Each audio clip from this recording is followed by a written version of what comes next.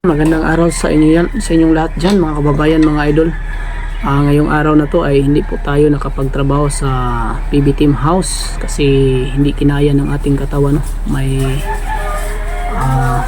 ubo at sumakit yung tagiliran natin.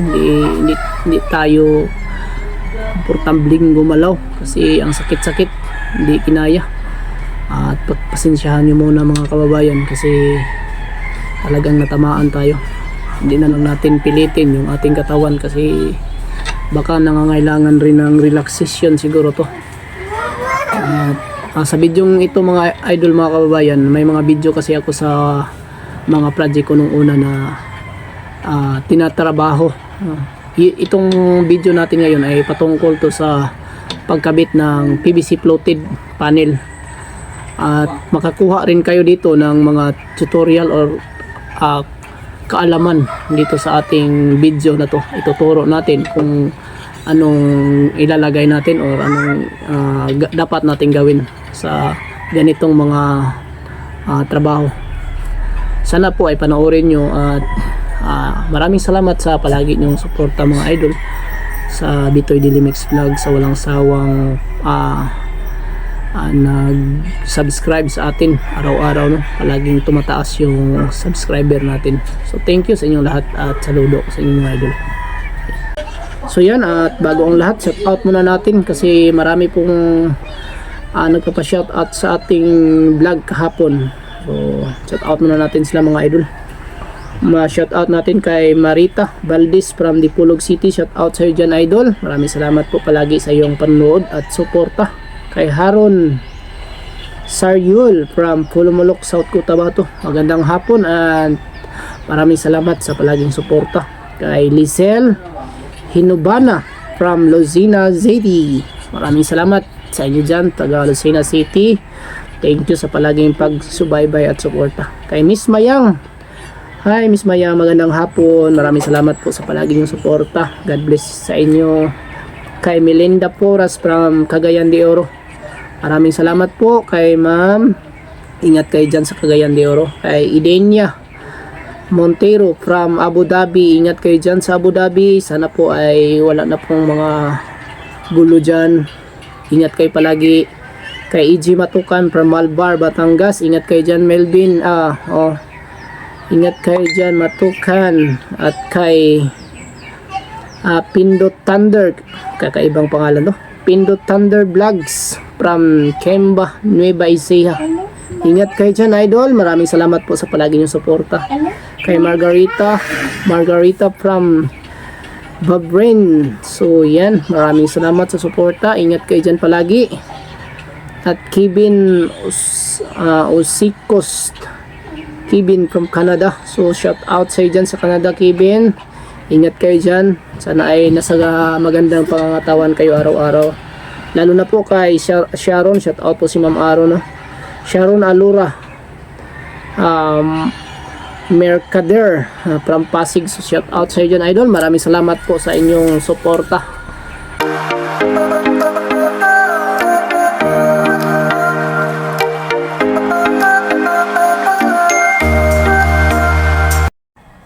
So yan mga idol, yung ginagawa natin dyan ay nagbutas tayo sa wall kasi dyan natin ibabaon yung ating tawag dyan, torque screw. So yung ginamit natin dyan mga idol is yung torque screw natin na ginamit, electrical wire na 3.5 para mas maganda siya. Yan yung pinakita natin na mas maganda pag may molding ang ginamit natin sa mga giliran. So yan po ang pinakita natin mga idol. Mas maganda kasi siya pag may mga molding lahat sa gilid kasi hindi mo makikita yung mga awang or ang mga gilid-gilid na hindi masyadong maganda pagkakat kasi maanuhan siya, matakpan siya ng molding natin or end cap na tinatawag sa pagkakabit ng ganyan. Kasi mga idol, sa nakikita ko naman, may mga ibang gumagawa na hindi gumagamit ng mga end cap. Pero depende na yan sa inyo. Pero sa akin kasi, sa aking karanasan, mas maganda kasi siya kapag may end cap. Kasi sa totoo kasi, ginawa yung in-cap para dyan talaga sa mga gilid-gilid para mas maganda siya tingnan. So kung mayroon, mas maganda. Pero kung yung iba na gumagamit na walang in-cap, depende na yan sa kanila. Pero sa akin kasi gusto ko yung gawa ko ay magara at talagang quality na hindi magsisisi yung mga client natin sa ating ginagawa. O yan, panoorin nyo lang mga idol.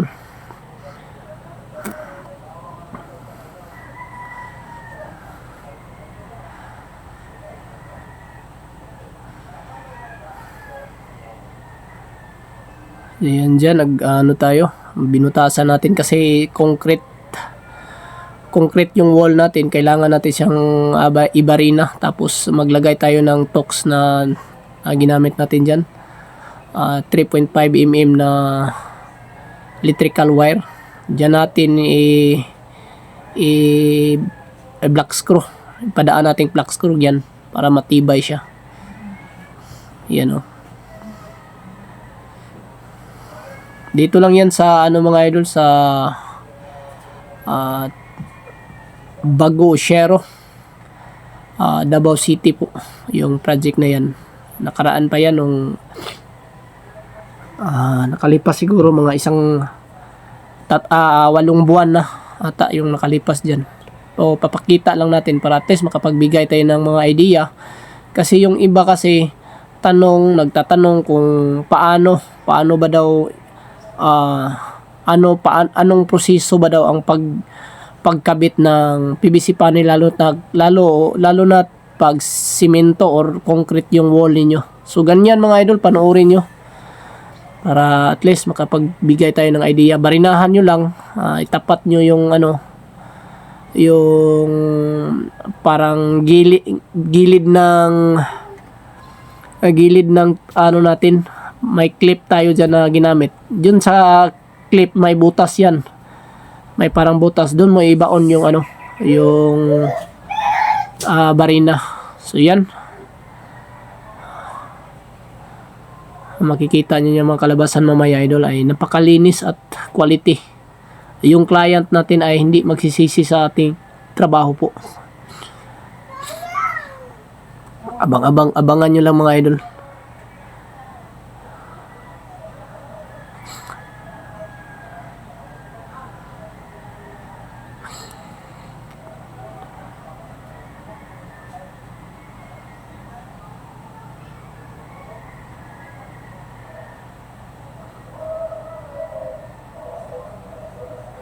At pagpasensyahan nyo na rin mga idol, yung cellphone natin na ginamit dyan is parang blurred kasi mumurahin lang yung cellphone natin na ginamit nung una.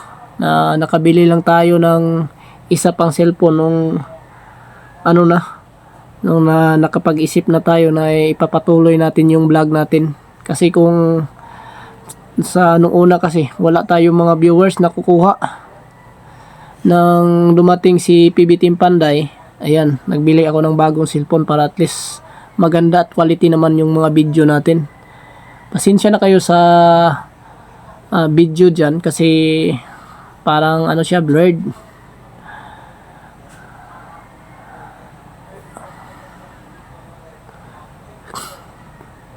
Ayan mga idol, yan po ang kalabasan pag may mga molding or in-cap tayong ginagamit mga idol. Kahit na sa mga gilid ng mga pinto, ayan, napakalinis tingnan sa taas. Pati yung mga saksakan mga idol, napakaganda tingnan. So yan ayan, yung haba niyan mga idol, ang haba niyan sa taas. Ginagawa natin papuntang taas yan. Lahat yan ay may mga molding yan. Napakagandang tingnan pag ganyan. So talagang ang may-ari o client natin ay hindi po magsisisi sa ating trabaho po. Talagang natutuwa po sila pagkatapos yan. Tingnan nyo yung mga saksakan, napakaganda, linis tingnan. Yan. Sa ilalim, may mga molding tayo na ginagawa in cup. Pagayan tingnan nyo sa taas. Ang haba niyan, papunta taas mga idol. Ang haba, papuntang taas yan, 2 dugtungan. Yung ginagawa natin mga idol. Ayan o. Kita nyo mga molding o. Napakaganda tingnan. Kalinis tingnan niya sa gilid. Wala kayong makikita na parang may mga hindi maganda mga butas. Kasi minsan mga butas kasi yun makikita mo sa PVC fluted. Hindi magandang tingnan. Kaya sinigurado natin na bumili tayo ng materialis na para dyan. Yung mga molding. So, ayan. Yan po may-ari mga idol. Isang Amerikano. Ayan. Papakita natin dyan kung ano ba sa palagay nyo. Hindi ba maganda kapag may molding. Dyan sa CR mga idol, pinatrabaho rin namin yan kasi pinatrabaho rin niya. PVC panel lang yung ginagamit namin dyan mga idol. Yung tinatawag nating polywood. Ayan o. Ibang disenyo yan mga idol. Yung sa taas yan kulay brown. Yung dito sa wall, ayan, PVC panel pa rin yung nasa wall mga idol yan o. Ayan po yung ano natin, parang manhole sa kisame. Gusto kasi niya palagyan ng manhole para mag-repair daw ng mga ilaw mas madali. So, wala namang problema kasi client yun ang susundin natin sa trabaho mga idol, hindi po tayo. Kasi hanggang suggestion lang po tayo sa mga trabaho mga idol. Kung anong mas maganda para sa kanila, kung nagsuggest tayo na mas maganda pero sila hindi gusto, wala tayong magagawa dyan. Kailangan sila yung ating susundin po. So yan, hindi po tayo kontra gusto. Ayan, kagustuhan talaga ng client ang ating susundin kasi sila po yung nagsasahod sa atin. Hindi naman po tayo ang tumira sa bahay kasi sa kanilang bahayan. So ganyan tayo mga idol, yung mindset natin. Kailangan sila po yung masunod kasi sila po yun ang tumira sa bahay. Ayan, at naglinis na tayo. Ayan o. Hindi tayo pabaya sa ating trabaho. Kailangan kahit sa ang trabaho mga idol, ako nagtrabaho mga idol, kailangan malinis ang pagkagawa. Kasi diyan tayo kumukuha ng appreciated sa mga client natin na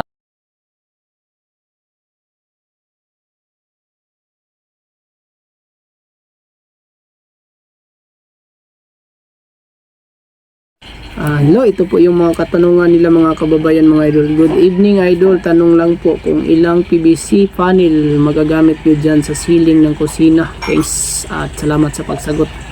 So, iyan po mga idol, yung kusina natin na ginagawa sa PB Team House ay hindi po PVC ceiling ang ating gagamitin po. Kasi marami pong natira doon na hardiplex na kasalukuyang tawag nila, hardiplex or Piscine board. Yun po ang gagamitin natin tulad ng nakabit natin doon na isang panel or isang pligo. Yun na po ang ating gagamitin sa ilalim po. So pipinturahan na lang para mas lalong gumanda. So yan, sana po ay nasagot natin yung katanungan ni Nubi Buena Lucina. So salamat sa iyo dyan idol sa katanungan. At kay Rick, tanong niya, hindi po ba prone to sa landslide yung area na pinagtayuan ng PB Team House? So yan, at salamat sa iyong katanungan idol. So yung area kasi ng PB Team House, hindi naman po siya masyadong bangil.